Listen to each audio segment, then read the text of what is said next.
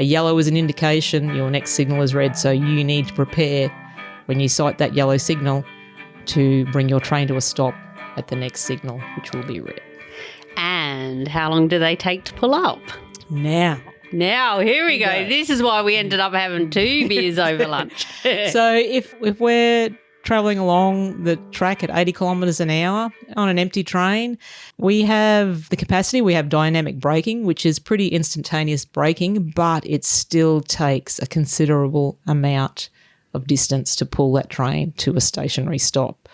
So worst case scenario is with the loaded. You've got all that added weight. It's 113,500 tonne of coal in a loaded train, in our loaded trains. Welcome to the Beers with a Miner podcast. My name is Mad Mumsy and I've been driving the huge dump trucks in Australian open cut mines for over 10 years now. I wish I had $1 for everyone who said to me, "How does a little thing like you drive those big trucks? You must be rich. How do I get a job doing that?" My mining friends are asked these questions all the time too. This is what started the Mad Mumsy journey to share stories and tips from living a mining lifestyle and to let others know what it's really like.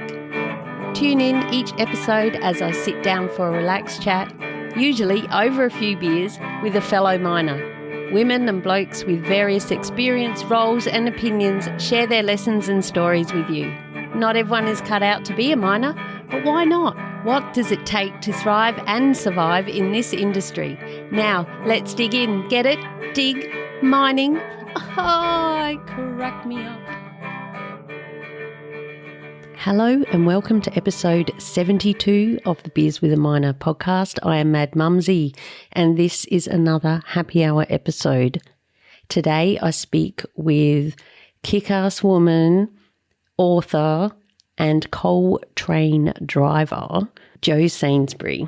And it's a great conversation. I really enjoyed hanging out. It took us 2 days to get there because the first time I went, we spoke so much about all of the things she's doing and maybe an upcoming collaboration, which you'll hear about in the episode. But also we went to the local pub and had lunch and we ended up not recording the podcast and she came to my place. Well, not my place. I'm staying as I record this at a lovely, bit posh, I must say, marina unit for 3 days. So I could get away and get some work done away from home because I work from home now. And when you're at home working, there's always something to do. There's always gardening. There's bloody dogs barking everywhere. So it's hard for me to record between trains, trucks, dogs barking, and then to top it off, they started hauling cane past my house. I thought, I can't do this. So I'm hanging out here. The real miner's been coming at night and we've been going out for dinner and having nice breakfast and watching all the action at the marina. Beautiful, beautiful Queensland skies. So I hope wherever you are, you're staying warm. Of course, you're staying safe. We're still in the middle of this COVID-19 corona effort. So hopefully, if you're listening in the future, it's all gone away and it's a big part of our history. But for now, we're still in it. So stay safe. Wash your hands. Keep your distance, but still stay socially connected, as Hard Hat mentor My Blister would say. So let's now dig into the episode. I think you're really going to enjoy this conversation with Jo. I know I certainly did, and I know so much more about driving a train and how they do it and how long they work and where they go and what they do and, you know, why do they go so bloody slow sometimes and hold us up forever? And the number one question, how long are those trains? Okay, sit back, relax, grab a beer if you like, and listen in as Mad Mumsy chats with Jody Sainsbury, author of High Heels to High Vis, and also with an upcoming live radio show. Spoiler alert, spoiler alert. Okay, shut up, Mad Mumsy. Let us do it. Cheers. Hello, Jody Sainsbury. Welcome to the Beers with the Miner podcast. Hello, Mad Mumsy. And thank you for inviting me. It's great to be here. It is. And here we are at the Mackay Marina looking out at coal ships. Of course. Of course. You just can't get away from them, can we? If you are one of the people in the Biz with a Minor podcast group on Facebook, where you get to see a lot of behind-the-scenes action, you would have seen our Facebook Live that we did at one of the local pubs here, and we had lunch. We ended up having 2 beers and didn't record the podcast because school came out and it was too noisy. So here we are. We're going to try again. We will. I said, second time round. Yeah. We'll be better. Yeah, we will. All right. So let's start off. You have written a book called High Heels to High Vis, and I just love it. I love it. And thank you so much, my sister, Hard Hat Mentor, hi bless her, and me, actually get a mention in there. So thank you for that. You're We've welcome. forgotten that. Yes, you do get a mention because you ladies are like pioneers of this industry where the female employees come into working in the industry. So I've read a little bit about it and I've spoken to both of you and I learnt a lot about yourselves and your mother being a pioneer in the industry. So that's a great milestone and achievement to make and very excellent role models to look up to. So thank you. Oh, my God. Thank you. Oh, if it wasn't COVID at the moment, I'd come and give you a big hug. Yes, and I'm a hugger too. So we'll elbow bump like we have been. We have been elbow bumping, that's right. So why did you decide to write a book? It came up first off from a Facebook ad for how to write a book workshop. And it was on my days off and I thought, what the hell? Something to do. I'm going to go along to this. Went along to the half-day workshop and was totally enwrapped in it and signed up and said, I'm going to write a book. And then I walked away thinking, what am I going to write a book about? Typical, act on impulse. So I walked away, but then as a couple of days moved on, it became quite apparent because I was getting asked quite a lot from other women, how did you get your job? That's unbelievable what you do. I couldn't do that. And it made me think, yes, you can. Anyone can do the job. Everyone is capable of doing the job. So I thought, that's what I'm going to write my book about. My transition from coming out of the corporate sector, working in corporate majority of my life, stepping out into the industry, the rail and mining industry, and into High Vis. So that was where I started. And the book notes and writing began during my layoff time and downtime whilst driving a train. Wow. And yes, you heard that right. Although if you listen to the intro, you'd know by now she drives trains. But I'm so used to saying, like, for me, I started writing notes. I was going to write a book as well, but I ended up doing a podcast instead because I love to talk. So that's what I started doing as well, writing notes. And then I started writing lists. I'm a real list head about everything. And that's what I've brought with me here for these 3 days is all my books and all my notes. And they're all, did yours get kind of dark from the dirt, black hands getting on? Well, we'll get into that, but they're well worn, shall we say. Well worn, and they're plagiarised something chronic with highlighter pens. They look like a kindergarten's crayon book. We've got different coloured highlighting throughout all my books. So, yes, I love my books. I'm myself, and anyone has worked with me or knows me, I'm a really big note taker, always have been, journaler. So it was natural for me to sit down with a notebook and start writing. So, yes, I'm one of those people as well that I love to read, I love to learn, and from there you get an idea and you start writing. And now we have a real book. We do, and it was such an overwhelming feeling. And I was actually out at work because we had a bit of an issue, a delivery issue with the arrival of my book. So it was about 3 weeks overdue and they hadn't turned up. So we followed up with the sender and the printers And we found them sitting in a depot down in Toowoomba where they'd been accidentally addressed to and not to my address. So when they eventually got rerouted to my address, I was actually out on shift and my husband received the books and he rang me and he said, "Do you want me to open them?" I was like, "No, don't open them. That's my moment." So when I got home the next night after shift and I was finished for the swing, we had this big opening ceremony, himself and I, and it was absolutely an exhilarating feeling to open that box and see your hard-covered book sitting right in front of you and lots of copies sitting there. So it's an unreal feeling, and it's a very good feeling of accomplishment and fulfillment. And it was just a point of, well, I wrote this book and I wasn't too concerned whether I sold 1 copy, 50 copies or 500 copies. I've sold quite a few, so I'm quite happy with that. But it was an accomplishment, and I'm very glad that I sat down and done it. And I'm a published author now, so I'm very, very excited and proud of that. And so you should be. And you will probably hear the noise in the background. That was Jo patting her book on the table. This is like it's your baby, isn't it? I can see that. Now, I'm going to have to smack you if you keep doing that, though, okay? You did warn me about the background noise, and I'm new to this, so yes. It's all good. Hey, so it is very remiss of me that usually my first question, although sometimes it is my last question, is since this podcast is called the Beers with Minor podcast, what is your favourite drink, Jo? Could be beer, wine, spirit, perhaps even a cup of tea. And did you have it when you and your husband had the opening ceremony looking at the books? That's what triggered I'm like, oh, geez, I forgot to ask.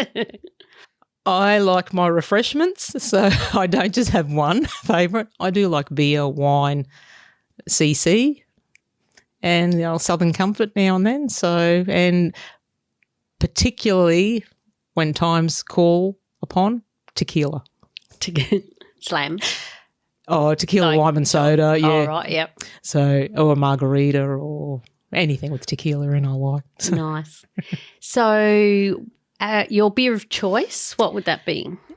That changes. I have quite a few favourites. At the moment, I'm drinking Carlton Dry. I have been a mid-strength lady before. Oh, right, which is what we are drinking today. At the moment, yep. And cheers. Congratulations on your book. Now, before we move on to your story in mining, how can the listeners get the book? Okay, so it's available on Amazon and also through my website. There's the link there, and that's at www.kickasswomen.com.au. Kick-ass women. She's got the top on, and we'll get a few more photos here. And I got little prezzies when I got my book. Oh, you have to sign mine as well. We will. Yes, make sure. Oh, you probably did. I thought I did. Yeah, but not with you. Oh, that was prior. Yes. That was pre-order. Pre-ordered. I got in early. I was the early bird. Yeah. So kickasswomen.com.au. Yes. Okay, cool. Perfect. All right, let's dig in. Get it? Dig. Mining. And we'll keep on track, Rael. And that's your saying, keep on track. All right, let's get on track. How the hell did you end up getting from corporate to driving coal trains?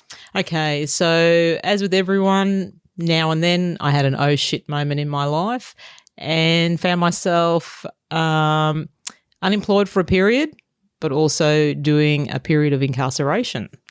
So I come out unemployed and having to restart and find myself a job, but give myself a boot of self-confidence and self-worth, and that's where it started. So I started looking for jobs, and of course that's a long, hard journey to go through once you've been unemployed for a while, and was applying for everything and anything. And yes, and I thought, no, I need to step away from the office type work and the corporate work, so we'll try applying for anything and everything. And so a trainee train driver position come up. And I filled out the application online and I sat there for at least half an hour before I finally got the guts to hit the submit button because I was doubting myself the whole time thinking, no, I couldn't do this.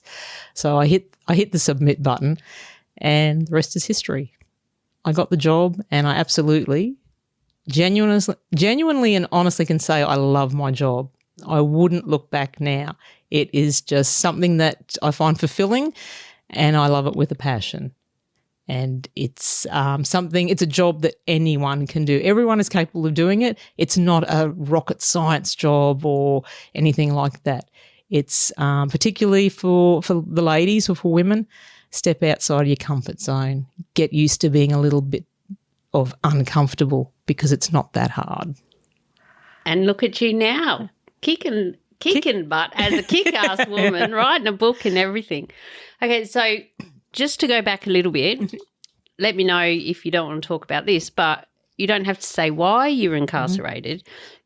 But any one of us at any time, something could happen and that's where we end up.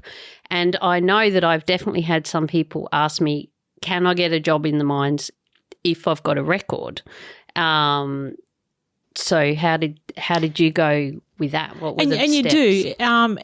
Everyone's employable, and that's something. Don't let your past define you. That's a big lesson to learn, and everyone learns from their life lessons. And you need to just keep looking forward and don't look back. But there are lots of people that work out in the industry that are or do have a criminal history, and that is part of inclusion and diversity for a lot of, or nearly all employers now. So you cannot discriminate against someone that has a criminal history. And if they have the ability and the keenness and the warrant to work, why should they be discriminated? So no, there's no reason why you cannot get a job in the industry. Wow. See, I didn't know that. So do they not do police checks anymore or... I thought you did. Yep. So, yeah, there is a police check involved, and I'm pretty sure all employment or recruitment applications now involve a police check. So it'll come up either positive or negative. If it comes up positive, it's up to it's at the employer's discretion whether or not they want to follow up with that or whether they just ask you. You can, you're upfront about it. You need to be upfront about it. And as I said, it's the employer's choice whether or not they give you a chance and they overlook that. And as I said, it's all part of inclusion and diversity. So, and because it could have been a long time ago. And that's right. And mine was 10 years ago, over 10 years ago. So it's there's a lot of judgment passed around by someone that has been incarcerated, and it's pretty hardcore. It's pretty hard to deal with at the time, but as I said, you get over that and you don't dwell on it, you don't look back, and people shouldn't judge someone for one thing that they, one bad decision they made. And everyone has skeletons in their closets. It's just that they're not all brought out. Especially you look around on a crew of 60 people. If you really wanted to start digging, and if you stay with them long enough, you'll find out most of the gossip about everybody, be it true or not. That's it. That's it. Yeah. Well, thanks for sharing that with us, Jody. That's really special. So what are I'm trying to think of the most common questions that you get. How long are those trains? Because in case you've never seen a coal train, they're like a freight train that just keeps going and going and freaking going and going and going. But it's, it's gold on there. Well, it's not gold. It's money. It's coal. And when I look at it, I think, what the effort and the time and the so many different parts of mining that got that from out of the ground onto that train barreling in front of me. And now as we're sitting here looking at all these ships waiting to go into Hay Point,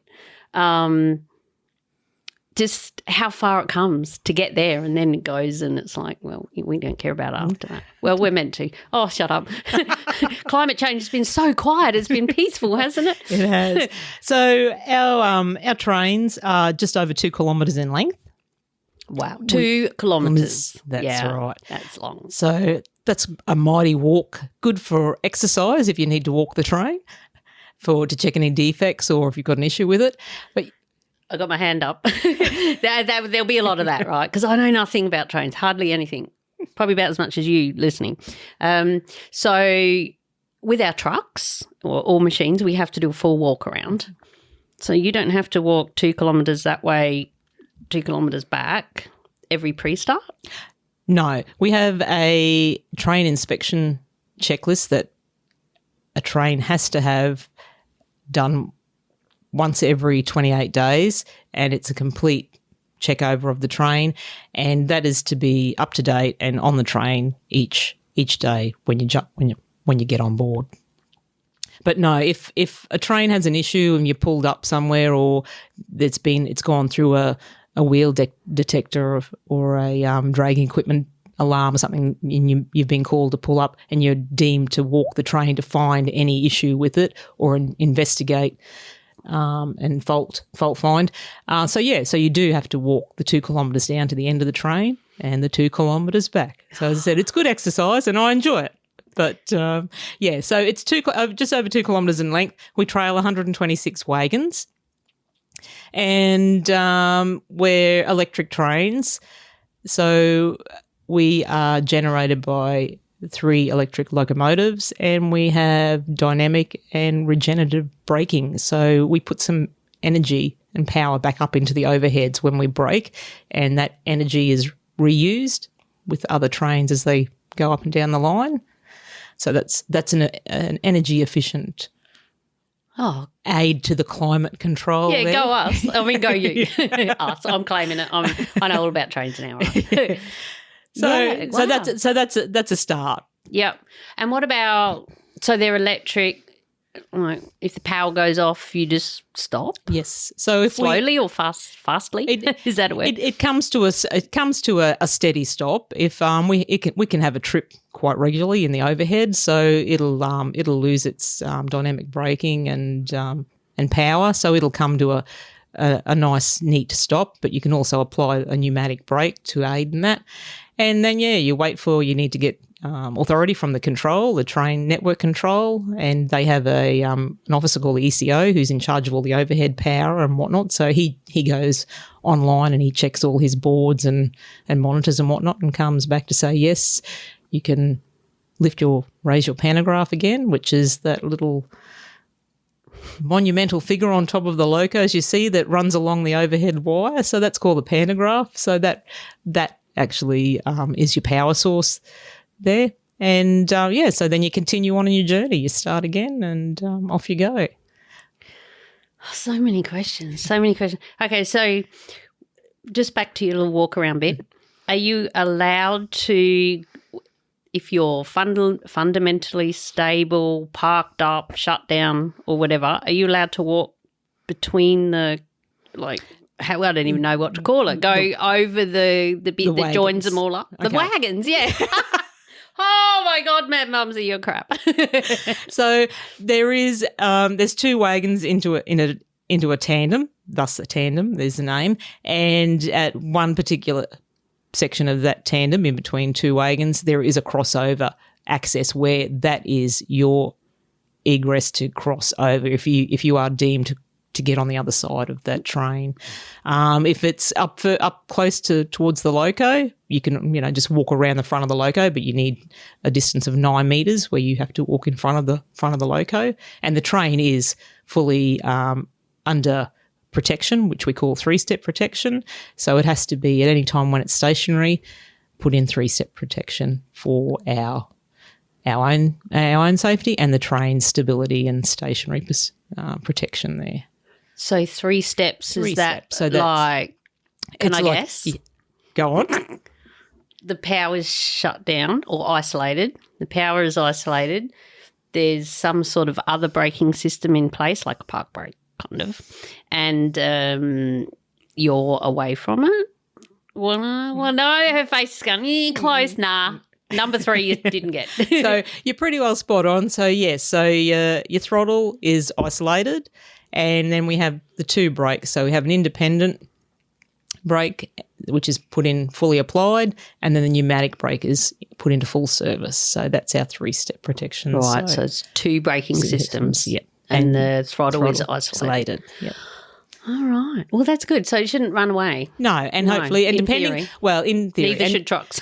and depending on the gradient where you're parked up in the track. So if it is on a bit of a downhill gradient, if it's a loaded train, you will or may possibly have to hop out and apply some handbrakes, which are on the wagons there. So depending on the gradient, if you're in a position where the 3-stop protection will hold the train in place securely, the handbrakes aren't required. But if you're in a position where the weight of the train could force it forward without on top of that 3-step protection, you are required to put the handbrakes on to secure that train completely.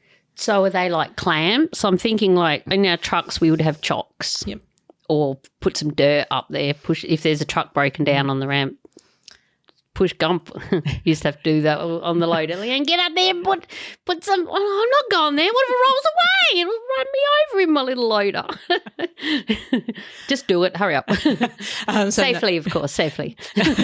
No, well, we don't put anything under the wheels because that could be a possible obstruction and derail us. But if it was well, you take it. You got to take it away. Although many people run over chocks. They do, and we do. Hammered. We do with a locomotive. If locomotive is stored stationary for like maintenance reasons or whatnot, and it is chocked, that's an added step of protection there. So a lot of the times those chocks are forgotten about. So you've started the loco up and put in either forward or reverse, and yes, clunk, and a bit of a chewed up timber flies out to the side. So yes. So what is a handbrake then?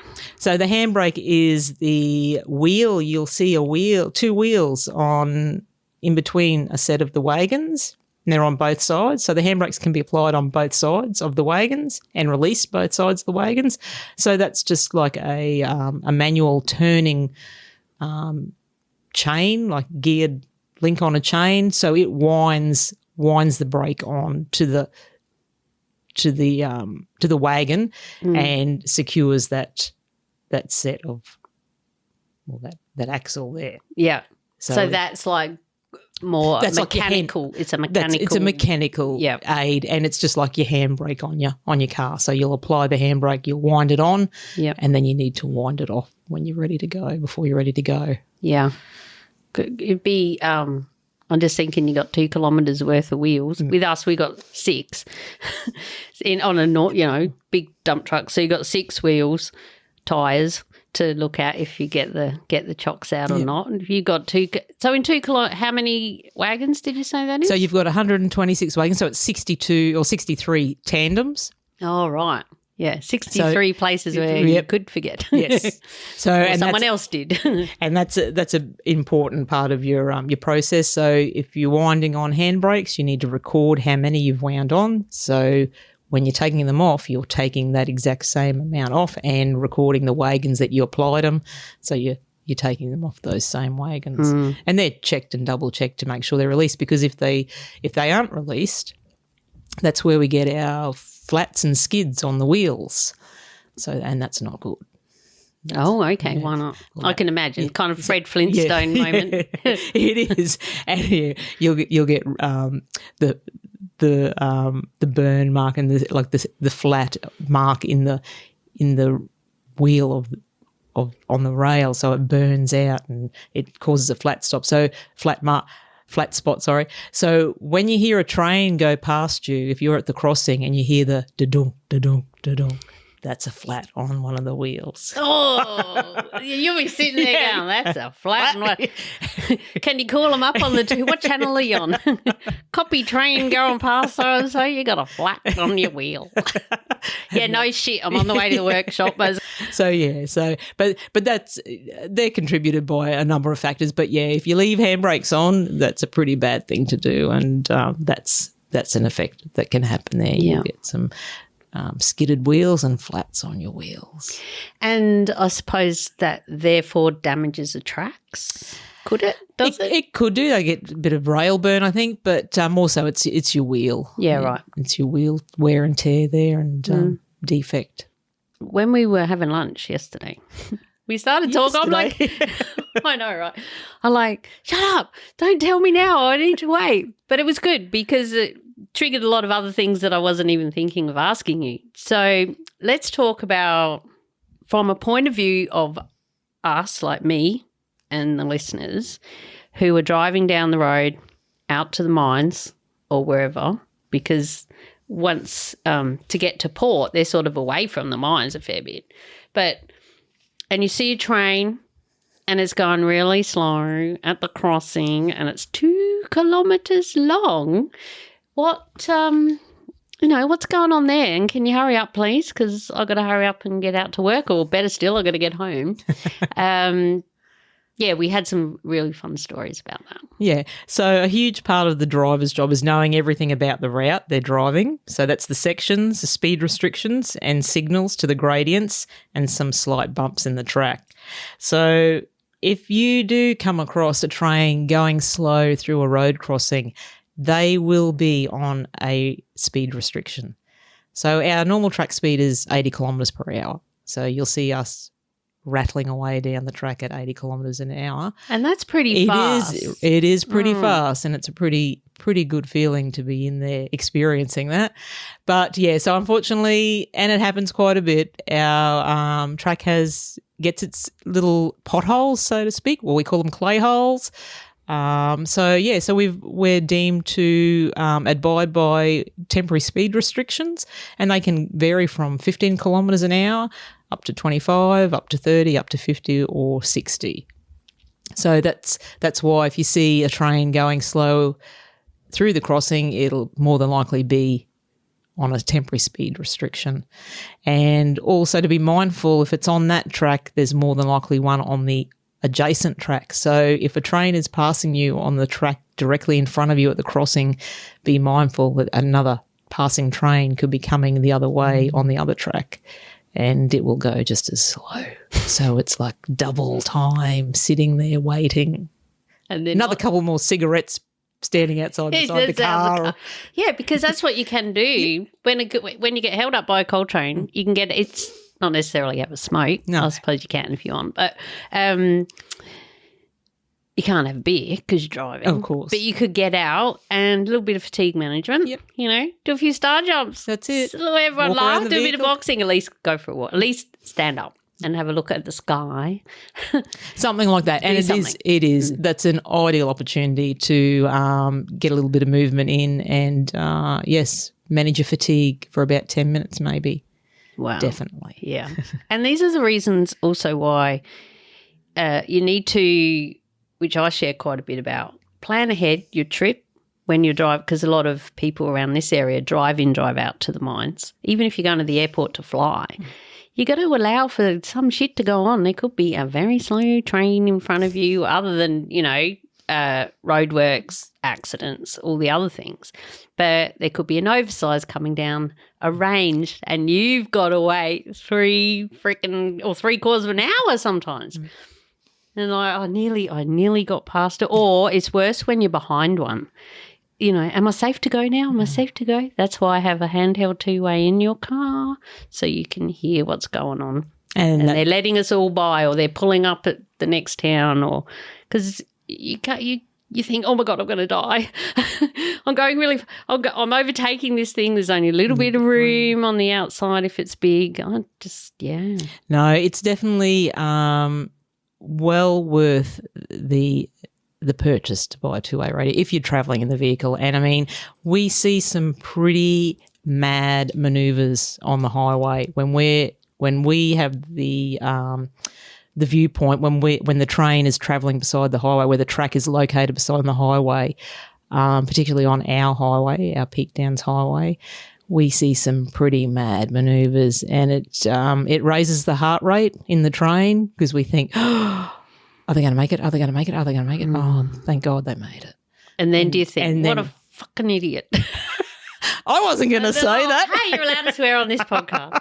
It's marked We explicit. do. We have some explicit language and say, why the fuck did they do that? And then also we've seen some of the aftermath of sitting on the highway after they've made some of these mad manoeuvres and they haven't been successful in carrying them out. So please take care and manage your fatigue. If you're going to drive home, pull over, have the rest, and then start your journey again. But always drive to the conditions and be very mindful and be vigilant of what's around you and what's coming towards you. So, yes, definitely. And I guess when the highway's shut, you can still keep going a lot of the times. Like if it's shut because someone's died, it can be shut all day. And so that would be heartbreaking to go past and see the fireys, the cops, the ambulance, see all the traffic. You'd be like, I've been stuck in that. It is. It's a thought that initially comes into your mind, and then you're thinking of the actual people that are involved, of course. But yes, unfortunately, we do see that, and it's something that you don't want to see.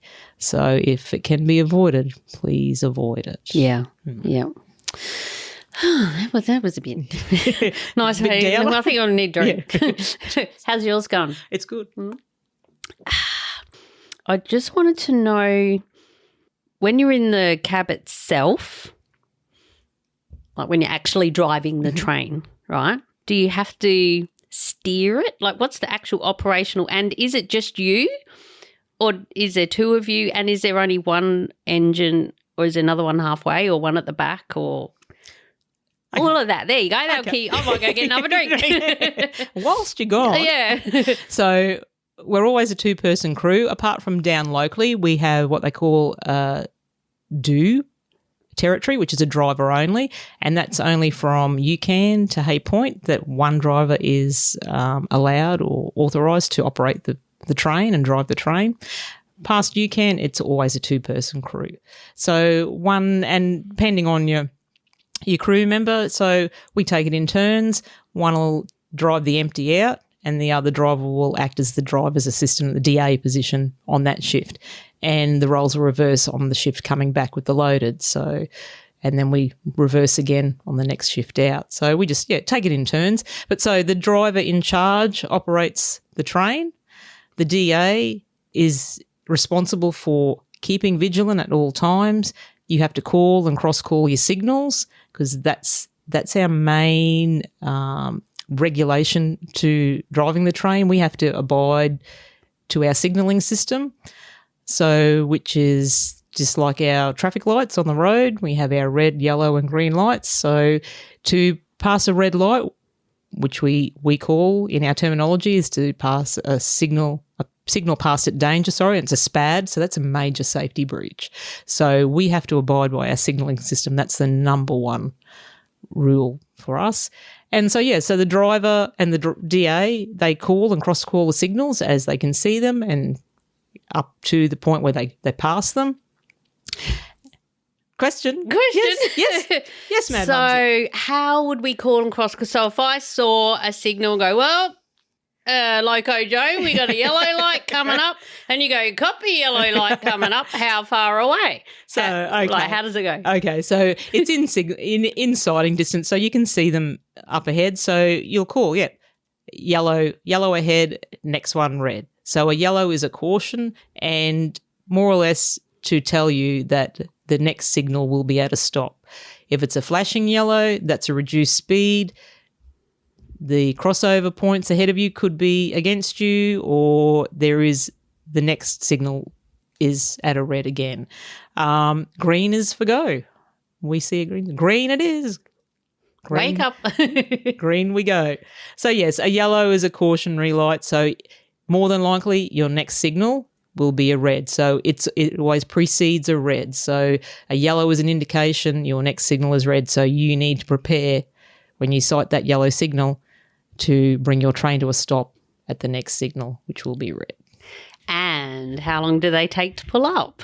Now, here we go. This is why we ended up having 2 beers over lunch. So if we're travelling along the track at 80 kilometres an hour on an empty train, we have the capacity, we have dynamic braking, which is pretty instantaneous braking, but it still takes a considerable amount of distance to pull that train to a stationary stop. So worst case scenario is with the loaded. You've got all that added weight. It's 113,500 tonne of coal in a loaded train, in our loaded trains. And that's a lot of weight behind you. So if you have to throw on that emergency brake, that's a massive push of weight behind you and a massive force on the braking system to pull that weight up. And it will could take up to 800 metres, 600 metres to pull up. So if you're chancing to cross a road crossing or beat a train, please rethink and do not attempt to, because it's not an instantaneous action to pull up a train. No way in the world. So yeah, don't contemplate trying to beat the train across the crossing or down the track. It's not an instantaneous stop. So it can take up to 800 metres to pull that train up. And do you see that happen very often? Not so much. We see a couple of road crossing daredevils. We've had a couple of close calls, near misses just recently in the past couple of months. So yeah, it does happen, but not a lot of the time, which is good. That's good. It is good. Because where we are here is sugarcane harvest time has just began here in, what is it, end of June? Yep, through to November, I think it is. Yeah. And they're long as well, not as long as you, but they can be really long. They are slow. Yeah. They don't go 80 Ks ever. No, but they have the same capacity to inflict a lot of damage and a fairly severe collision if you come in, and derailment. They are susceptible to derail a lot easier than what we are. But in saying that, so are we.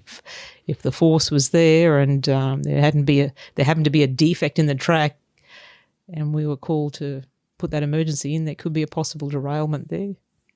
Have you ever been in a derailment? No, not myself. No, and I don't think I'd like to experience it.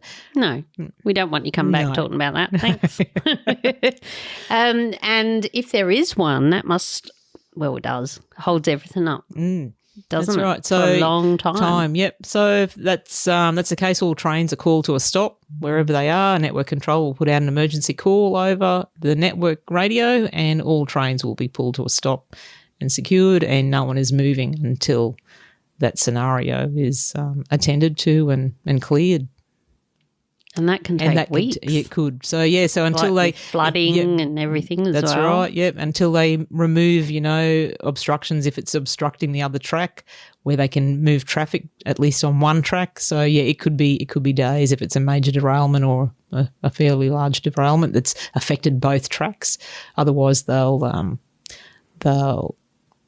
what's the word? I don't know. Shunt? Oh, no. Well, they'll make... That's one train word I know. I don't know what it is, really.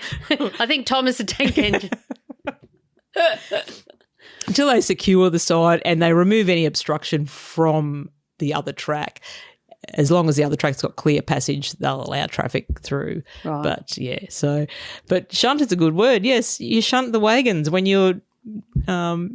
attaching or detaching a wagon off or a locomotive off the train. That is a shunting movement.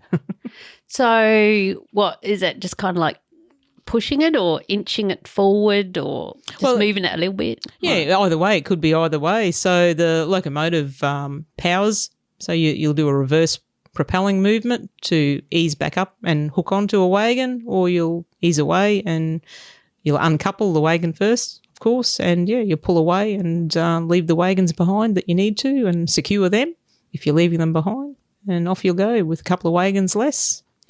And a couple of questions there. So do you uncouple them manually? Yes, you do. Yeah. Yep. Are they heavy? Is it a big pin? It's so you've got your brake pipe hose where the air goes through for your brake cylinder pressure and whatnot. So those each wagon has a brake pipe cock and the valve and the hose, so that has to be closed. You unhook the brake pipe hoses from between the wagons. You have the ECP cable, which is your electric power, your train line power system. So that has to be turned off, and you disconnect that, and then you'll release the coupler pin, which will, when the forward section of the train moves ahead, it'll unhook. So it's like a release lever that you lift it up and the pin undoes the couplers, like loosens them, and then they come apart when you pull away. So. Cool. Hey, that's a bit special. So if you have to reverse up onto it, do you have a spotter, or do you have a camera, or do you have cameras as well? There's two good questions. That's technology. We wish we had cameras. Oh, that you would don't? because we do have to have, you cannot do a rear propelling movement without protection at the rear of your train. So you have to have that person or your spotter or your DA or a ground crew member standing at the rear of the train guiding you back, and they'll guide you in how many metres you've got to go before you reattach, or you're coming back onto the wagons or onto the train portion. So if that's 1.5 kilometres away from the back of the train to where you are, do you do that over the radio? So always or positive. With binoculars looking in your mirror, because we do hand movements in your mirror. Positive comms. But yeah, the person on the ground will guide you back. They'll be walking at the rear of the train. They'll be so far, like 100 metres, 150, 200 metres behind the rear of the train. They'll guide you back that 200 metres. They'll pull you to a stop. They'll walk another 200 metres and call you back, bit by bit, and then guide you onto the portion that's sitting there waiting for you to attach to. But yeah, so that can either be done via someone in a car, but predominantly done on the ground. Yeah. So someone on the ground walking and guiding the train back and calling on the radio, 300 metres to go to attach, or 300 metres. 200 metres to go. Could be 1,000 metres to go. But so there is always protection at the back. That's the rule. Yeah. Yeah. Cool. I need another drink. Do you need a drink? Now for a word from our sponsor, Julia Hartman and the Bantax Accounting Group. Julia's my awesome accountant. She's written 2 books with financial expert Noel Whittaker, and she's got a passion to help us miners make the most out of our hard-earned cash. She's got heaps of tips and make sure that we get every cent we are meant to get, and is right on the ball with everything. If you head to bantax.com.au/miners, that's BANTACS, you can download a free booklet all just for us miners.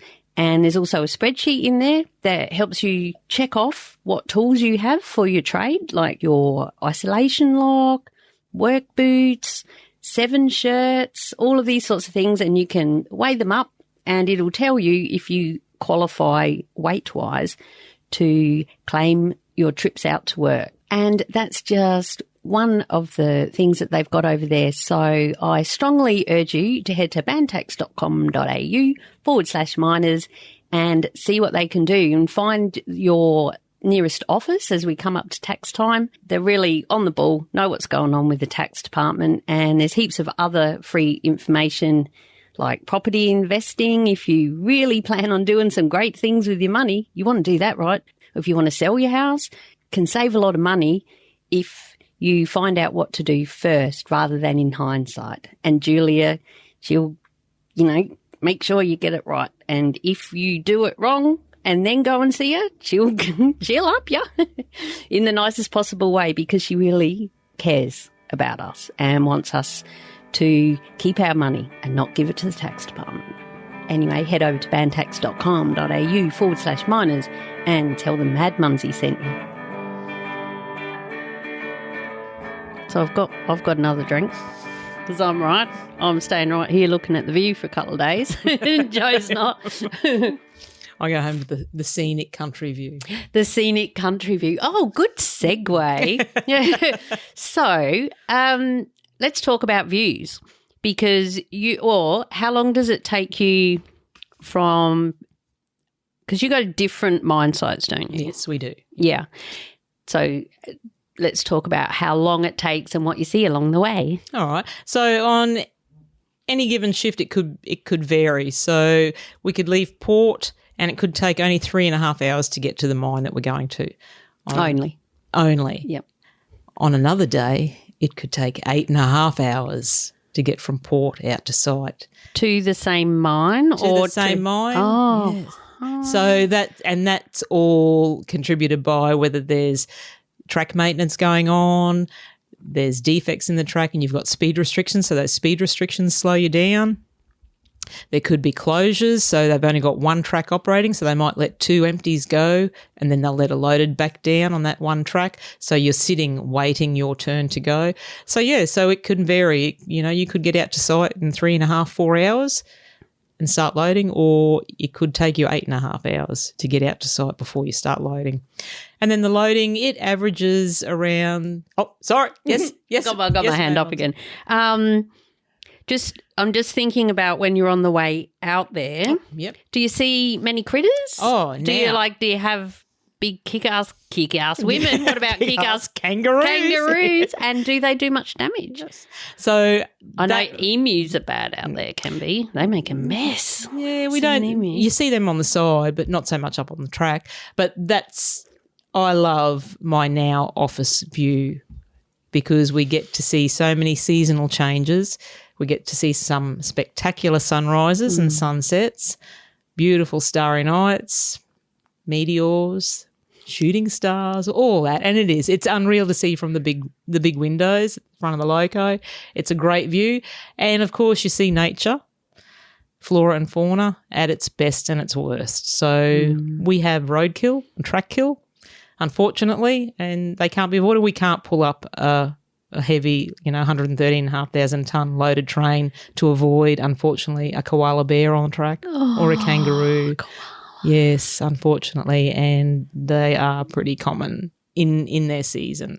Very sad, and that was the first animal I unfortunately hit with a train when I was driving. Kangaroos are very, very predominant, but not so when the green grass is around. They come out close to the side of the corridor and that for the green pick when it's dry and whatnot. But once there's been a heap of rain and the paddocks are full of green, you don't see them that much. But unfortunately, they do come out early mornings during the night and they cross in front of you and there's no avoiding them. Kangaroos are pretty, they just seem to bounce off.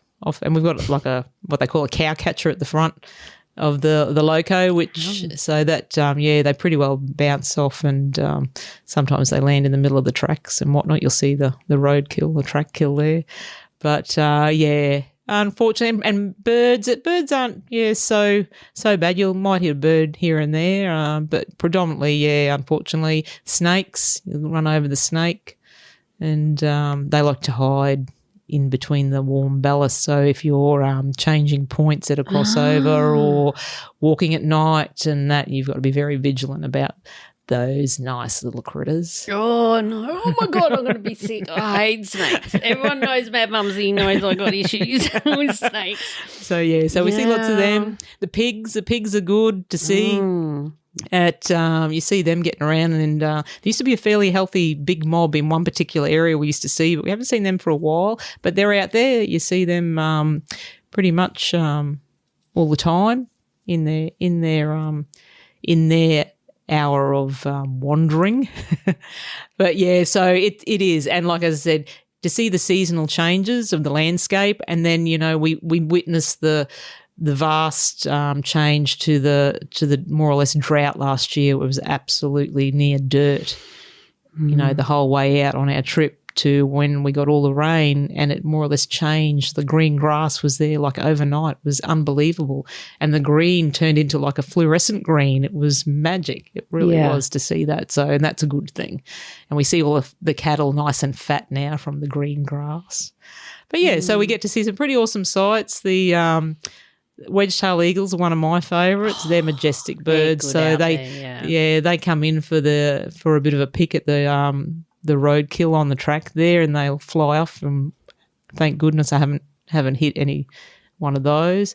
We get the swans. Occasional black swan is out flying around out of the waters, and there's some pelicans that live out west there, out near Moranbah in a dam. So we see different. There's an osprey that gets around every now and then. We see him, so I don't know. Yeah, he must nest somewhere inland there and go back out to sea. But you see some pretty good sights. And of course, the emus, they're good to see. They wander around. The little chicks follow the family. Yeah, so they're good to see. But I haven't seen. I think I've seen one of them unfortunately be hit. But they're pretty good. They seem to steer clear of the track. Oh, that's good to hear. Good. Yeah. We cattle though. Yes, they're a bit of a problem. So if they get out, they tend to wander across the track, and they do get they get hit and they can cause some damage. So because I know out that way there's quite a few unfenced areas as well. You go through a sign that says cattle are here, no fences, or however they put it. I was like, well, put up bloody fence. Why am I driving when there's no fences? What's going on? Because it's all about the cattle. They're the boss. And let them wander. And you just got to sit there and especially when I first started mining, I had a little Hyundai XL and some of the trucks used to wave me around and I'm like, nah, you're right, mate. You're take the fall. You're going faster than me. So there's quite a lot of cattle out there, and I have seen an emu get hit on one of the roads out, and the mess it made, the feathers, because they must be really thick. Well, they are, aren't they? They're feathers. And it was just everywhere. It looked like mass murder. It was terrible. Well, it was. It was horrible. It is. And it's like the deer, because the deer are pretty prominent out in Moranbah there as well. So there's been a couple of deer hit, but and again, thank goodness, I wouldn't like to hit Bambi. I have a close affiliation to Bambi, so I'd be pretty upset if I hit Bambi. So how did you handle... Like the first thing that you hit in a train was a koala. Oh, did you nearly quit? I'd be like, no, fuck that, I can't do that. No, I was near devastated because it was months and I hadn't, and it was a bit of thing. The other trainees, they'd all, unfortunately had come across a kangaroo or had hit a few by that time, and I hadn't hit anything. And then the very first animal I hit was a koala bear sitting on the track with his back to us. And at least you didn't see his eyes. So I was blasting the whistle. I had the lights turned out to see if I could, encourage him to move. But no, turned the lights back on. He was just there. And it was, unfortunate. But, I was devastated, absolutely devastated. Now I just, get out of the way, get out of the way, get out of the way. Yeah. I know out at work we've had a few things like that. We used to have some emus going around, and the little families, you'd see them, all throughout the right times, and the chicks' numbers would just get less and less. And I remember this one band camp, right? I think I might have told this story before on the podcast, but I'll tell you.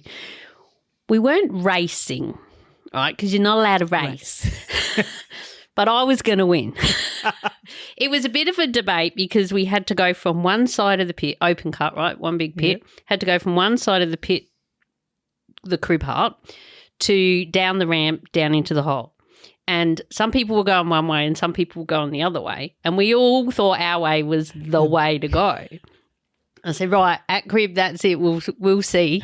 Anyway, I lost, but I had to I didn't have to. I chose to stop to let a family of emus go past on the haul road. Well, because I can. It doesn't take me 800 metres to slow down. We were empty and I could see far enough ahead. Of course, when I say racing, it's within the rules. We were doing the speed limit, blah, blah, blah. Not blah, blah, blah. Safety is very serious. People know Mad Mumsy. That's how it is. But and they're like, yeah, sure you did, Leanne. Yeah, sure. And it's true. And then you'd be at the waterfield point and see him like, oh, hello. And all the what did you say before? The swans. Yep. Yeah, and the babies and stuff. Yeah. So, it's good, isn't it? It is good to see them, but it's not good to see them perish, unfortunately. No. But they unfortunately don't have a sense of the track or the road. Yeah, yeah. So it can take anywhere from 3 hours to 8.5 hours to get out there. Yep. Pending. And then what happens? I know. I knew I had another question. Sorry. Before we get to that. You don't go to a crib hut to eat for lunch or to have a break, how do you have a break? Because it's very important to focus, and you've got to, be watching for signals and all of that, what's going on all the time between you and your DA. So what happens there? So we generally, and the general rule is, you take your breaks when you come to a red signal or in a part of the track where there's no signals for a length of time. So, but predominantly you take your breaks and your meal breaks when you're at a red signal. So you don't go, right, it's 11 o'clock, I've worked 5 hours, I haven't had a break. Go into the cribber, get someone to hot seat me, not happening. No, and like we can take turns, like if the driver, usually predominantly you probably eat whilst you're loading the train or unloading the train because the train's going at ultra slow speed. Which we'll get to next. Yes. But, yeah, so either at red signals or you got dwells. We might have a dwell. You might be pulled up at a section. When you're dwelling on something about the universe, how are we going to save the world? How are we going to get those koalas off the track? Yeah. So we could have a dwell at a section for like an hour and a half, or it could be 3 hours. So and we you don't know, do you? No. Stop hitting the table or I will smack you. I'm learning. It's all right. This is good practice for you. So those dwells you'll utilise that as a meal time, and we do have a saying, because it gets pretty boring in the DA seat. If you're not operating the train, you're sitting there, you're keeping your vigilance on that, but we call that the eat seat because you just don't stop snacking or eating because that occupies you a bit more than using the operating the train. But yeah, that's the eat seat, the DA seat. I think we digressed before we spoke about actually operating the train. So there's no steering wheel. There's no steering wheel. Is it just all levers and buttons? Yes, and is it like a plane on the inside? I'm visualising. Yeah, it is similar to like a plane. You've got two computer screens in front of you, and they have little tile buttons all around them which operate the software. And then you have your throttle and your two brake handles, and then you have your board of all your switches of your lights and your windscreen wipers, and you have a horn and a vigilance button, which is to keep us awake. So it sounds an alarm every, I don't know, it's not timed, but randomly, and so you have to hit that vigilance button so the alarm doesn't go off. It flashes a light in the middle of the cab, and it's on a countdown. So it starts at 18 seconds and it counts down. So if you haven't hit that vigilance button by the time it's got to 1 and it goes past 1, it'll apply an emergency brake and the train will come to a stop. Wow. And a big stop, that is. And a big pineapple, that is. Very Where much the so. hell? And because there's two of you. Yes. So between two of you, And there's a what the vigilance- fuck's going on in that cab? That's right. There's another question. No, we'll say that. So vigilance all the time, and you Hands up. Does that happen very often? Have you heard of that over the years at some band camps? Yes, it can happen. It can happen quite regularly. It just, you might be looking at something else, or something might have taken your attention, or there could be an actual fault with the button, and it may not. You'll be banging the hell out of it. Yeah, that's it. That's the word. And I just didn't get it in time. Yeah. Please explain. Yeah. So and it does go off, and and that's you have to, unfortunately, if it's on an empty train, you have to walk the train because you may lose air. So you have to check and walk the train. On a loaded, you don't have to walk it, but you need to reset the system, and usually it'll recover, and then you'll start your journey again. So how long does it take, if it does drop its air, how long does it take to build up? Because I drove a couple of water cuts over the years. It's like, can you just fix this? It takes, they're like, why are you still at the crib hut? Well, I'm building up my air. Emergency, air, can't go anywhere, waiting for the air. You should report that. It's been in the pre-start book for 2 years. We're not going there. Oh, that's all right. That's one band camp, one of mine. So, but does it take long? It doesn't take too long, but maybe up to 10 minutes pending. It depends, but usually not long. Yeah, you can be up and going again within 5-7 minutes, maybe. Yeah. Yeah. So as long as we don't have any technical software issues that can sometimes happen in the ECP system. Yeah. So the train itself can build up its own air. Yeah, so it dumps when it does the emergency application and brakes, so it dumps all the air and the brakes all come on. So she's comes to the halt, and then all that air pressure and main reservoir pressure have to be built up and travel. It has to build up from the front of the train all the way to the back. So that's, as I said, 126 wagons until it gets to the back, and then, you're right to go. Yeah. And is there alarm going off the whole time?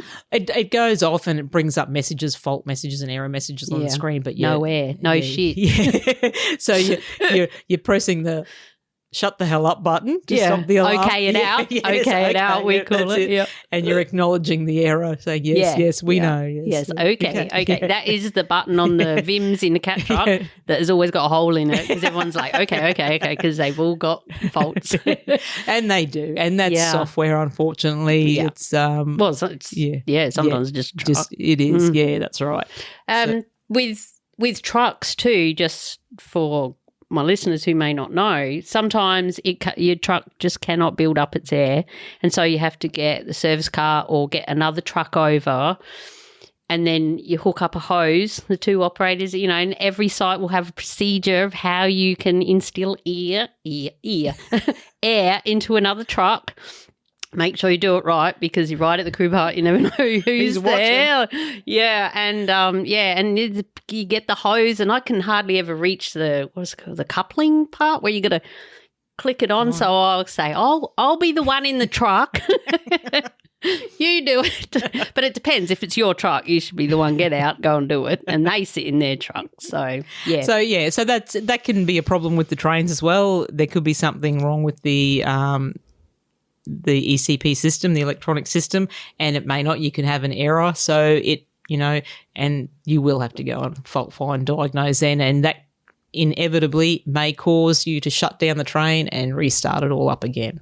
So that's a walk down to the locos, shut them down, restart them, and you work from back to front when you're starting up the train. So, okay. So you start the rear loco up first, then the next loco, and then the lead loco, and then hook it all together, like put the software, tell it to link all together. But it can take a little while if it doesn't want to play the game. So what happens if it doesn't? Do you have fitters driving around and they've got you see a lot of signs, access point to track this and that? That's everywhere. More so for maintenance, track maintenance, and the signal maintainers and whatnot, and points maintainers, but that's mainly for corridor access. But so there is maintenance staff though. So if the train crew cannot, they've done all their fault finding and diagnostic and they cannot get the train to go, well then that's a call to maintenance, and they'll send out maintenance crew, and they're pretty good. They usually have it up and going, and off you go again. Yeah, and all the other trains just have to wait. Yeah. And it'll be one track. Traffic both ways, or one track, one at a time. Yeah. So is it two tracks all the way out, like double tracks? Only to there's certain points. One. No. So once you get to Copperbella, you can travel out to Moranbah, two dual tracks until an area called Wottonga, and then it branches off single track. Right. And you'll go to mine sites one way and mine sites another way. And the same as if you're travelling in another direction from Copperbella, you go out on an angle and it stops at a certain point at a section and then goes on to single track, and you travel single track out to the mine sites in that direction. Right. But majority of the tracks, say Copperbella's the main junction or intersection type. And then once you leave there, you'll only travel so far, and then you'll go to single tracks. And then you get to the site, so you've arrived. Yes. It took us a while to get there, didn't it? It did. Nearly bloody 8 hours just on our converse. 2 days it's taken us to get there. So then what happens? So we call ahead to let the mine site know we're only about 45 minutes, an hour away from site, and they obviously get the loadout ready. And we come in and we have a train speed indicator, or we have a low speed control that we load the train with. So the train only gets loaded anywhere from 0.5 kilometre per hour up to 1.1, 1.2. So that's why it takes about up to 3.5 hours to load the train. And then if you get an overload, if you get a bit of a batching. Take it back to the digger. No. So we've got to stop the train. We've got to set the train back, so that second driver has to go to the rear of the train, protect the train as it's setting back to reduce that overload. And that adds time onto your load then. And then, you finish the load, you weigh out, and if it's all good to go, you're not overweight anywhere, then, you're allowed to travel and start heading back to port. So if you get an overload, do they take some off? They do. So, you set back to the loadout. That wagon sets back to the loadout, and they'll either hose it off. Majority of the times it's hosed off nowadays because of the overhead. They don't have the machines there to scoop it out. Scoop it out, yeah. So a loadout, what is that, a machine, or is that the area? That's the area. So that's the train loadout area. So that's, I'm not sure whether a lot of people are familiar. Yeah, so it's a tower, and that an operator, or not so much. We only have a couple of operators now that man the loadouts. It's all done by a remote control centre. Is that majority? Right? Yeah, majority. In a big city, no doubt. In a big city, yes. Big city. But it's still a person operating it, isn't it? Yes, they're just not actually there. Yeah, that's right. And so, they have obviously lots of monitors in front of them, and they're watching, and they got cameras and looking into the wagons and set their batching percentage of how much goes into the front axle and the rear axle, and because balance would be important. It is, the load. So we have a certain weight that only up distribution. That's right. Only it's got a maximum weight over each bogie that is allowable. So so that's once you've got the full load, it goes over the weigh bridge, and the computer will come up and tell you whether any of those axles are overloaded over that weight range that you're allowed. And then if you are overloaded, you have to set back and reduce that load, that wagon if it's been missed in the load. Yeah. But And so what do you do? Well, if you've got to move at a certain, do they tell you when to move, or do you just keep going and set it at 1.5? Yeah, so in the low speed control section or software of the train, you're setting the speed. The loadout will say, we'll load at 0.8. Oh, they tell you. Yeah, so they'll tell you, they'll direct you. And, you'll set your low speed control at 0.8, so it distributes the power. You can either just set the train to drive by the lead loco, or you can distribute the power by the other two locos pushing behind or whatnot. And that's pending on the balloon as well, the loadout balloon, the loop that the train goes into to load, goes in under the loadout and travels the circle around to go back out. And like so a big U-turn. Yeah, it's like a big balloon shape. So in our balloon loop where we load, so it can have some different gradients, so that your train handling will come into effect there too, because you may need to put some brake in the rear locos to keep the train at that slow speed to hold the weight back, that it's the downward force is pushing towards the front of the train. And or you may just have to have power, because it might need the power to push forward, keep accelerating. But so it's all controlled by the low speed control activation in the train. And and you sit back, keep watching that vigilance button and pressing that, and then you occupy yourself in other ways. And so how did you find, when you first started, how did you find staying vigilant the whole time, and also when at the times, like at the stop points and when you're getting loaded? Like, well, does it feel like it's taking forever? We're never going to finish. It does. This day is Groundhog Day and I'm dying. It does. So at first, it's a bit to get used to, because it can be very, very boring and draining some days at first, until you get used to it, and then you occupy yourself. So that's right. Plan. Yep, you do. So you either read, when you're loading the train, of course, you've got to keep your vigilance about you. And but yeah, so it's at low speed. It's under control. You can definitely bring it to a stop without any major drama. But so, yeah, you have ample time. So you have more or less 3.5 hours to occupy yourself. So I started to read, and that's where I started to write my book. Oh, wow. So I utilised my time on the train, at red light signals, at dwells, loading and unloading the train. If I was a DA, I'd be there with my notebook and I'd be writing. And then I'd be listening to podcasts. Mad Mumsy, beers with a minor. Let's listen to that. Would make you thirsty. It did. I wish I could have a beer. Yeah. So yeah, so I'll have one for you. you need to make the most of that time and utilise it to the best, of your ability, and make the most of it. Learn something new. Listen to something new. So that's what I did, and that's what I still do. I listen to a lot of podcasts and read a lot of self-development books. I'm a lifelong learner. I like to know. I'm very curious.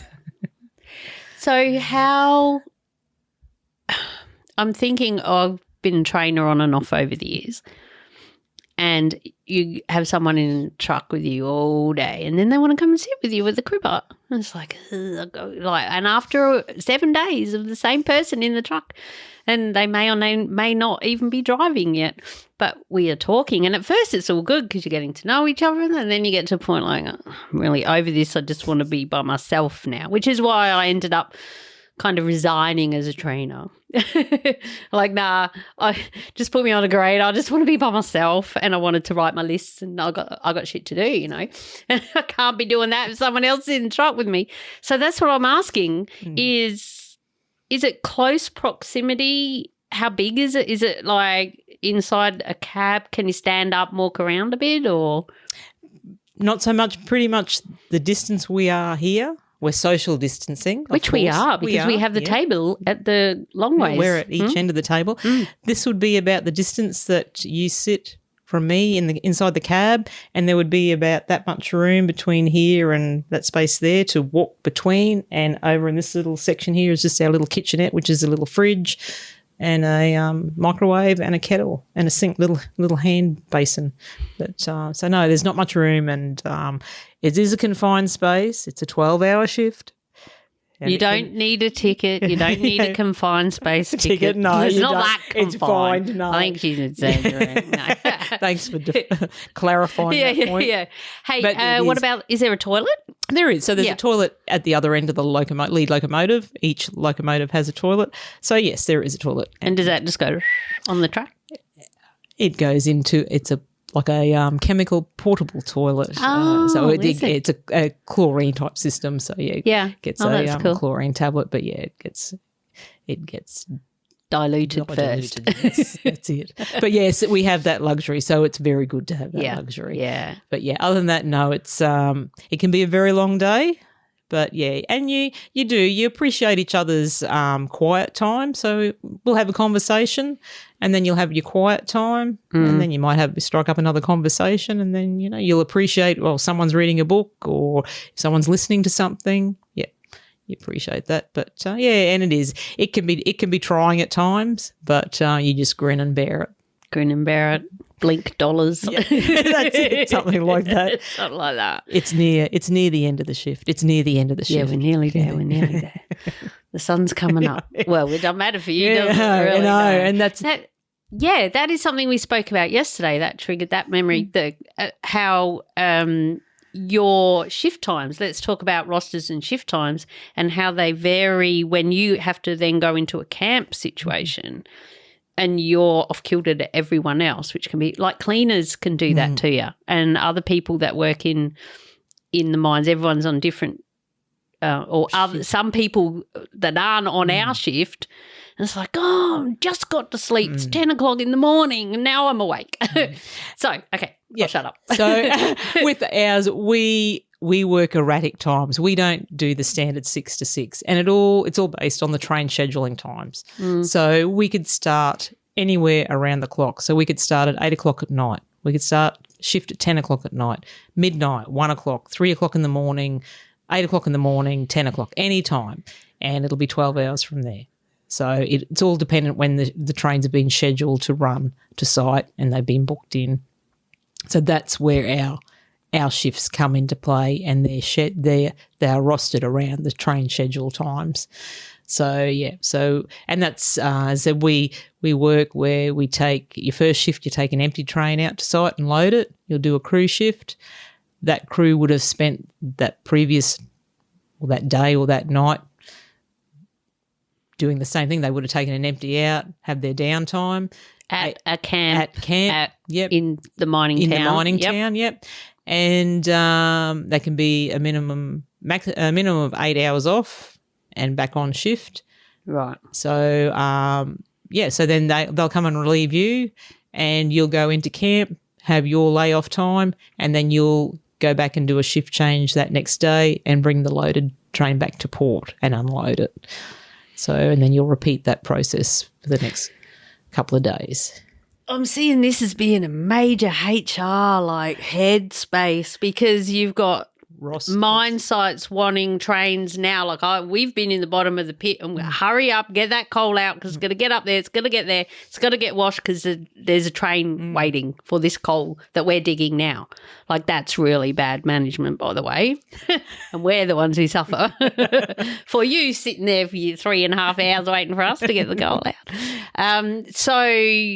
And then to say, but those drivers, that train has to go, but those drivers have only had 6 hours, and you don't – do you ever drive out to site and do a changeover out there? Yes, we do. do. You do? Okay. Yes. Yeah, so that could be pendant on, something could have happened out on track. There could be delays out on track, and that train crew, as I said, they could have burnt 8.5 hours just getting out to site, and then they could be sitting at outside the mine because maybe the mine's not ready, or the previous train was late in getting there and is still loading. So they've got you parked outside and you're waiting for that other train to finish.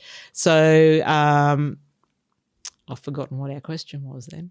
Do other crews come out? Yes. And that they'll then come and hot seat you at the train. They'll be called out to come and relieve you, right, because you will bust your time. So if you continue on, if you've done 9.5 hours, you may start to load the train, but a relief crew will come and change out with you, so you have sufficient time to get back to camp and sign off within your 12 hours. Right. So and you may be called to drive from port out to site to relieve a crew if that train hasn't made it back to port and whatnot. So yes. And do you have to drive your own cars, or no? We have crew cars. Oh right, yeah. So we have crew cars, and same thing. One's a designated driver, the other one is passenger, and vigilance again with your driving and fatigue management. Yeah. So if one gets tired, you share the driving responsibilities and get out to site safely and relieve that crew and take over. Thanks for explaining that, because I was thinking, well, how do they even do that?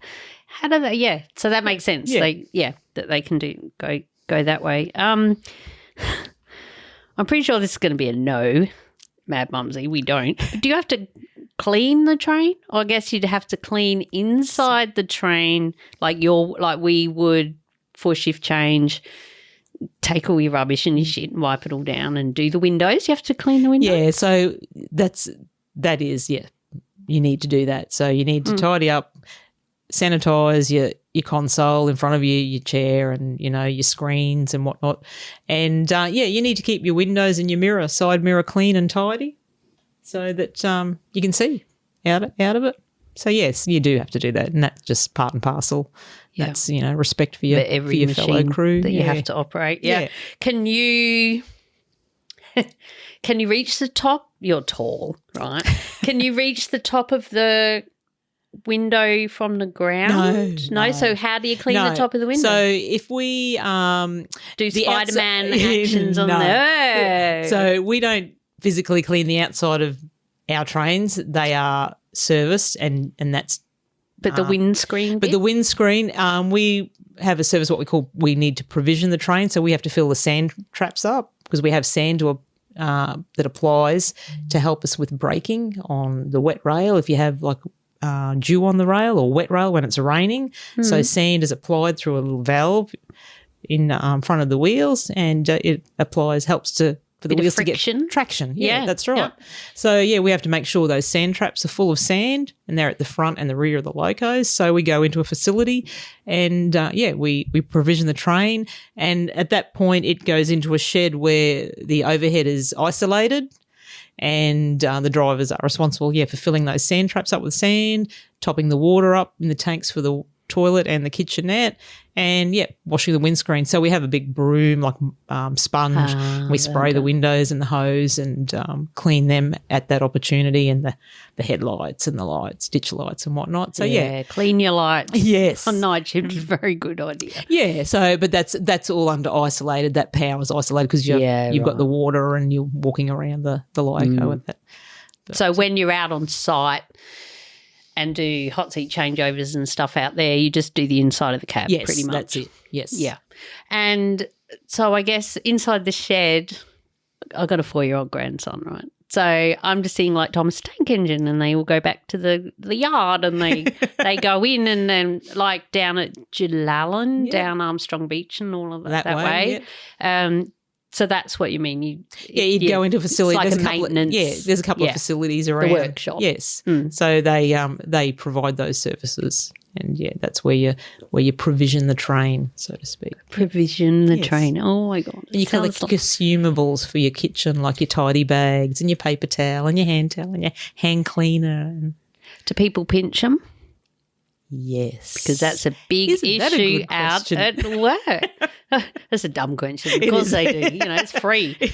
I'll take anything that's... Yeah, they're not paying for. Yeah. Exactly. Yeah. Unfortunately, yes. And that's across all industries, I think. Stationery, people got 1,000 pens at home, like really. But I've got to have that one. Oh, yeah, it's free. Hey, right. Where I'm staying, I'll be taking everything. But that's part of my experience. Okay, so I think we're starting to draw to the close. I've got lots of little crosses.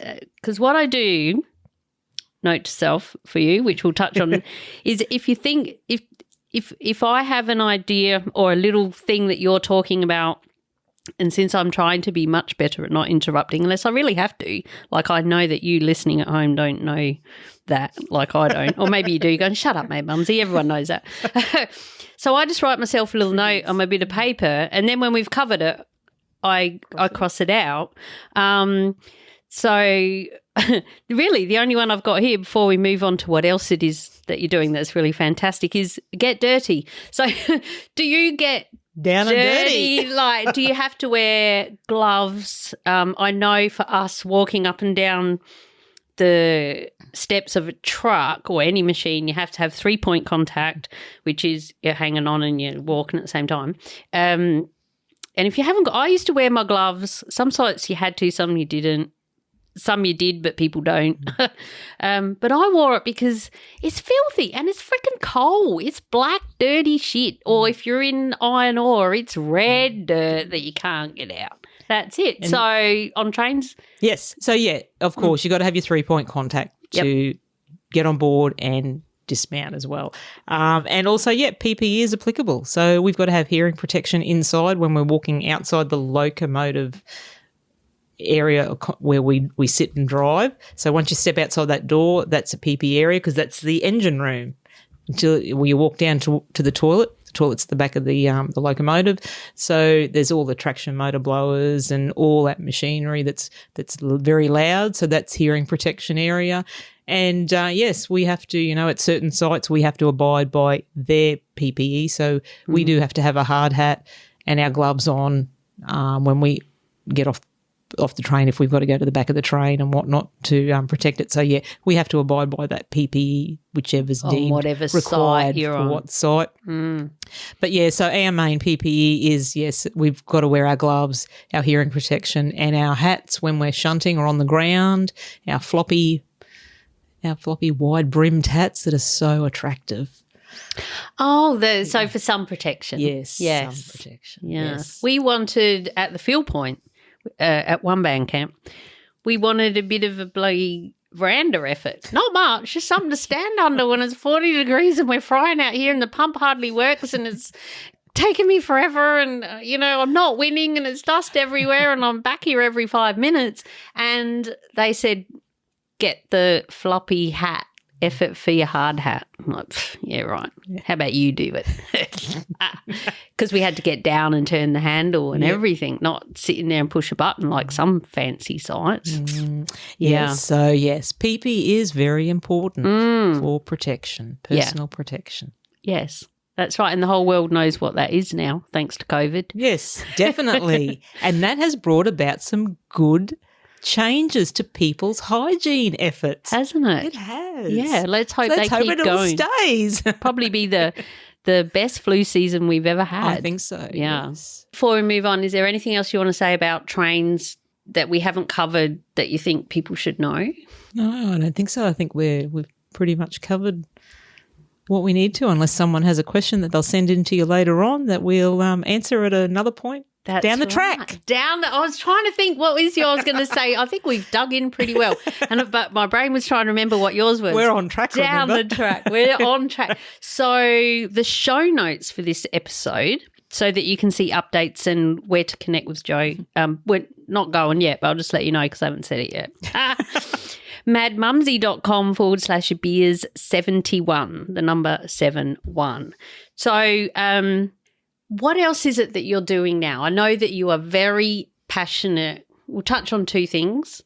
Women, yes, stepping outside the box and doing different things, yes. And then also your upcoming live radio show. So instead of going back to show notes, you can tune in to Jo's new show and send her a message and make sure you say, Mad Mumsy said to say hi. Exactly. Yeah, so I'm very passionate and an advocate for women working in non-traditional roles, and I really would like to see a lot more women step out of their comfort zones and apply for these positions and work in these careers and these roles because they're very fulfilling, but it's self-accomplishment and it's you can enjoy and have a passion about anything that you enjoy. So if you're in a bit of a stalemate in your current role, in your current job, go start looking at these jobs in the rail, mining, construction, STEM industries and, pursue it because you will enjoy it. And yes, it has a financial benefit, but I believe more so it's a fulfilling benefit. So yes, definitely. Can you just explain what STEM is? Because every time I hear that, I'm like, what is that again? And I know that it's related to mining and I should know. But I kind of feel like to me it's not what I do. It's not operating. It's all the rest of it, geology and all of that. It's lots of things and it's related to a lot of the industries. So it's science, technology, engineering and mathematics. So it's research. See, none of them are my department. Yeah. So and there's lots of women that are in those industries, but there needs to be lots more because it's very, very male dominated, and it's because just a stereotype. I think girls were never really made to feel that they could enter into those industries, but there's every opportunity for girls and for women to go into those industries. And even if a woman has mathematical skills now or has a desire to go and research something, go and pursue it. Go and get your trade or your degree now. There's lots of opportunity and lots of education opportunities to pursue those degrees and those pathways. So that's STEM, science, technology, engineering and mathematics. Technology I can relate to. Yes, and there's lots of, it's such a relevant industry to the young ones today, the generation of today. They were brought up with all this digital technology. They are the experts. I'm tech illiterate. I really am. I know the basics, but it is just a struggle for me. But the young ones, we're talking 3-year-olds that can handle a laptop and an iPad so much better than we can. And if they like that kind of thing, go and be a coder. go and design a game or an app, because if that's what you like, if that's where your interest lies, go and do that, because you will have a passion for it and you'll have a natural ability and skill for it. So if that's something that you like, go and do that. If you like designing things, if you like solving problems, be an engineer. And that could be, there's many forms of an engineer. So, yeah, there's lots of opportunities out there, and the girls shouldn't limit themselves to particular roles or jobs. Go and find something that you're very interested, that you have an interest in. And I love your passion. I do. And it's like, you look at mining, you said at the start about my mum being a pioneer, and she was. There were hardly any women out there. And I'll leave a link in the show notes what her episode is. I can't remember which one. It's one of the early ones. And how far women in mining especially has come. And now we're Mad Baz.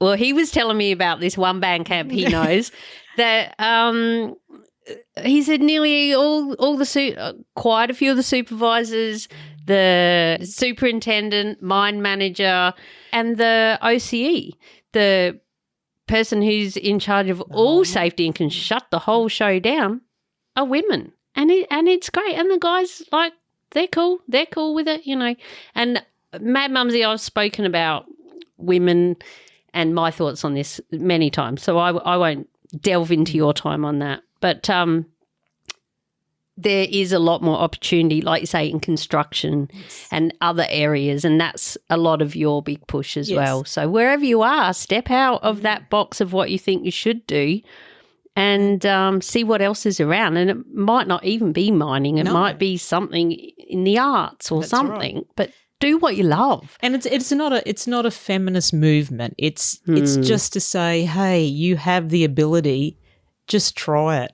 Just give yourself that boost of confidence and go and try it. If you've got self-doubt, build it up and just step out and try it. And as we said, it's not a big feminist movement to say, hey, women deserve all this. It's everyone's got an equal opportunity. So, yes. That's right. And those messages go for the blokes too. Exactly. Don't just think you have to be a this or a that. That's exactly right. Think outside the box. There's endless opportunities out there. And I think I'd like especially to talk to the older blokes, because quite a few you old lot that listen. Love you. Hi, JS. That's all they've known. And they've just got to stay there until they are allowed to retire, and they keep putting the retirement age up. But, what do you like doing when you're at home? Do something where you can start making a bit of a side hustle at home on your break that you can step into and semi-retire and stuff. And the other thing is, you never know when that job that you're in is going to stop because of the war. The market. Oh, that's right, yeah. Well, the world. COVID, the world come to a stop. That's right. Or you might hurt yourself, or something might happen, or you need to be home to be look after other family members and stuff. So just start planting the seeds. What boots could I put on other than my steel cap boots? That's it. Yeah. And that's another thing. I'm a big advocate for the old generation in the workforce, because they have that much knowledge and experience to pass on. Their career experiences and their industry knowledge needs to be passed on. So these people need to have, if they're transitioning into retirement, search out a flexible work arrangement. Go for a job share and ease yourself into that retirement stage. And as Mad Mumsy said, go find that other little niche that you want to delve into or you got an interest in, and start creating that time for your retirement. But also don't forget to pass your knowledge on and help the next generation or the next intake of workers learn the industry and all about it and how to safely do their job, because you are the workforce that created it and built the industry. So we need that knowledge and experience to be passed on. As Hard Hat Mentor would say, pass it forward. Yes. Always, whatever it is. And that's what I say. And only use your knowledge for power. Pay it forward, pays back. Yeah. No, only, what did I say? Yeah. Only use your power for good. I said only use your knowledge for power. She'd be like, Mad Mumsy, I don't bloody say that. But I was tearing up when you said that because I do know a lot of older people when they're back stuffed, they're tired, they don't want to go back out there. Even if you're younger, start thinking, okay, you might still stay in mining, but how can you transition? They keep asking you to be a bloody trainer. I don't want to train people. Well, do it. Yeah. But, it can take the edge off. Let's sit in the crib out and do a bit of paperwork for a change and, write your knowledge that you have in your head down into a procedure or into a work instruction because that is valuable knowledge to the next person coming along. Or write a book. Or write a book. That's a great idea. Oh, my God. Speaking of which, let's start to wrap this up.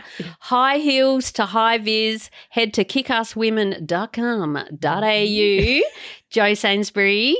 Also, we need to look at the radio station. Oh, my God. Oh, my God. We nearly forgot. No. So, yes, I have we have in creation and development and very soon to be go live on air, a live stream radio show, which it will be very similar to a podcast, but it goes live to air for up to an hour. And we will be talking lots of things about rail, mining, construction, engineering, any of those industrial things that the women particularly can pursue, and also building up your skills to get in there, some professional development, and also emotional and soft skills, they call them, building up your confidence and whatnot. Yeah, self-belief boost. Yes, that's it. Yeah. So, yes, we'll be talking and we'll be in touch over the air. Oh, my God, it's going to be so exciting. I can't wait. And that's Kick-Ass Radio. So, Kick-Ass Radio. Yeah, we'll start to see it getting advertised in the next couple of weeks, over the coming weeks. Yeah, and I will leave that link to everything we spoke about today. Make sure you buy Jo's book and listen to the live show and let Jo know that you've listened to this podcast. What's the best place to follow you on socials? Where are you on the socials? Oh, we're on Facebook. We're in LinkedIn. Kick-Ass Women has a Facebook page and LinkedIn page, and also on Instagram. Yep. So that's the one. That's the umbrella for all the things. That's right. Kick-Ass Women. Yes. Love it. And thank you very much. It's been great to have a chat today. Thanks. And a beer. Oh, my God, and a beer. And it only took 2 days. Yeah, exactly. That was too many beers. Oh, my God. Now we'll get a couple of selfies with the view. The view. Thanks, Jo. It's been great. Cheers. See you. Oh, my God. Well, there you go. What did you think of that episode, that conversation? Are you wanting to go and learn how to drive a train now? It's really good, and I can see how it will keep you fit too. And Jo, I told you, she is a kick-ass woman and she is going places. And I'm so honoured to have had her on the podcast, but also to call her a friend now and to have someone who lives close by that actually gets what we are doing and our why. When it comes to technology and stuff, a lot of people don't understand. And that's fine. I don't expect everyone to, but to have a like-minded soul so close that I can go and have lunch with and just shoot the breeze about technology, about mining, about women, and now about how to drive a train. And what about the animals? I told my mum and she was nearly crying and said, don't talk about that again. So let's not end on that note. Let's end on the positive. Head to the show notes, pick up her book and check out everything else that she's doing, and make sure you tune into her live radio show when that begins. Head to madmumsy.com/beers. No, what? madmumsy.com/beers 71. The number 71. Until next time, stay safe, be real, be special, and have fun, for we only live once. Cheers.